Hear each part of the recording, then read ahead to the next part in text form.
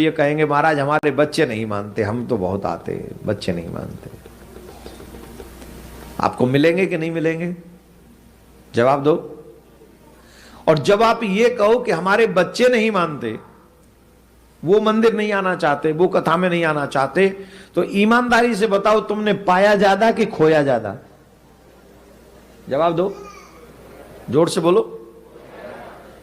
तुमने तो इतना खो दिया जिसकी भरपाई तुम कई जन्मों में नहीं कर पाओगे। क्यों? जो बच्चे मंदिर नहीं जाते, जो बच्चे सत्संग नहीं करते, जो बच्चे आपके धर्म को नहीं जानते, वो तुम्हारे गए पीछे क्या तर्पण करेंगे, श्राद्ध करेंगे? जवाब दो, जवाब दो ना। और फिर काहे को पैदा करे ये? जब ये करेंगे नहीं तो उससे तो अच्छा, वाकई अच्छा था कि कुत्ता ही पाल लेते। अरे कम से कम रिस्पॉन्सिबिलिटी तो नहीं होती। जैसे पढ़ाई का भी दो, इसको ये भी दो, फिर ये और जन क्या क्या दो।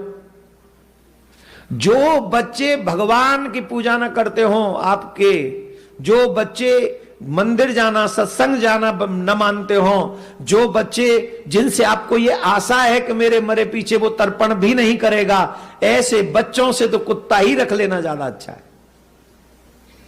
और मैं क्लियर शब्दों में कह रहा हूं, बुरा नहीं मानिएगा। और मानना हो तुम कल के बाद मानना। कल से पुराण अभी बुरा मान गए तो कल पूरी नहीं कथा सुनोगे, नुकसान तुम्हारा होगा, मेरा कुछ नहीं होना। पर सच बताइए, हम पुत्र पुत्री किस लिए चाहते हैं? कन्यादानो महादानम, कन्यादान को श्रेष्ठ दान बताया गया है इस पृथ्वी पे।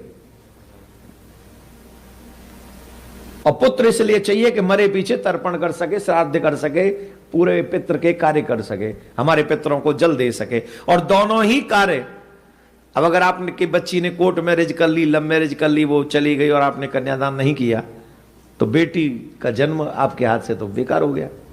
और बेटा जो मंदिर न जाए, जो आदि आदि कार्य न करे, तो बेटे का होने का कोई लाभ नहीं।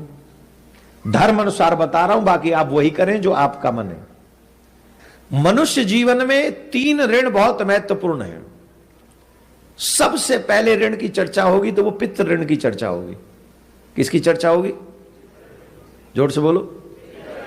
पितृ ऋण। और पितृ ऋण कब ऋण होता है? 2 चीजों से पितृ ऋण होता है। पहला, सजातीय कन्या से विवाह करें और एक सुयोग्य पुत्र उत्पन्न करें जो तुम्हारे मरे पीछे तुम्हारी जिम्मेदारी पूरी करे।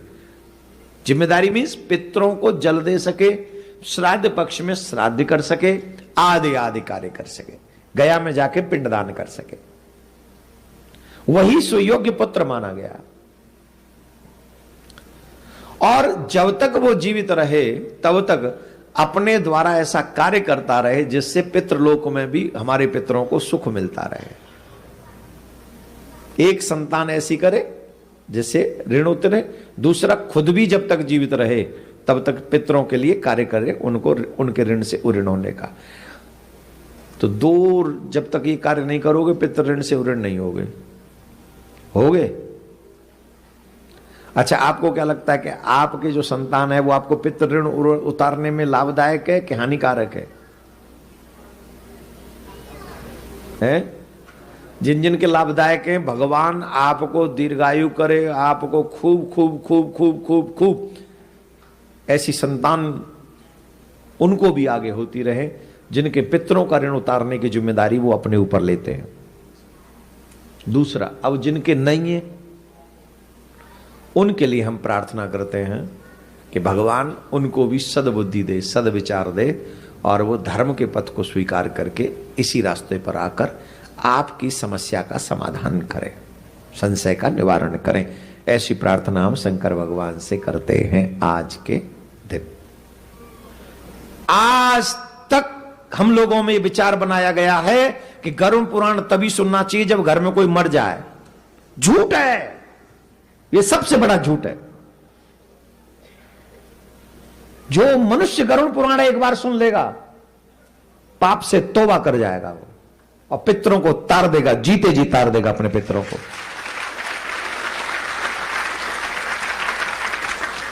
जिसने अपने पितरों को उद्देश्य करके गरुड़ पुराण की कथा सुनी है, अभी मैंने वृंदावन में गरुड़ पुराण की कथा कही, इतने लोग, मैं 2 या 3 गरुड़ पुराण की कथा में कह चुका हूं, श्राद्ध पर 3 गरुड़ पुराण की 3 कथाएं की मैंने।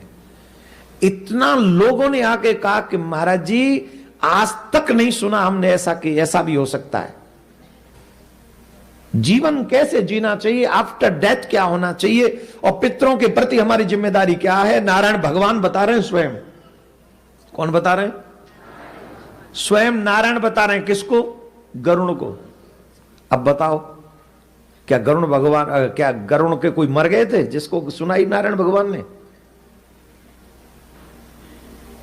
तो मेरी इच्छा अभी अभी हुई कि क्यों ना आप लोग इतनी दूर हैं और बच्चों का पता नहीं कि वो क्या करेंगे, तो क्यों ना हम लोग इसी जीवन में एक टारगेट करें कि ये जो गरुड़ पुराण की कथा हो, हम अपने पितरों की और अपने कल्याण के लिए इसी धरती पर सुने।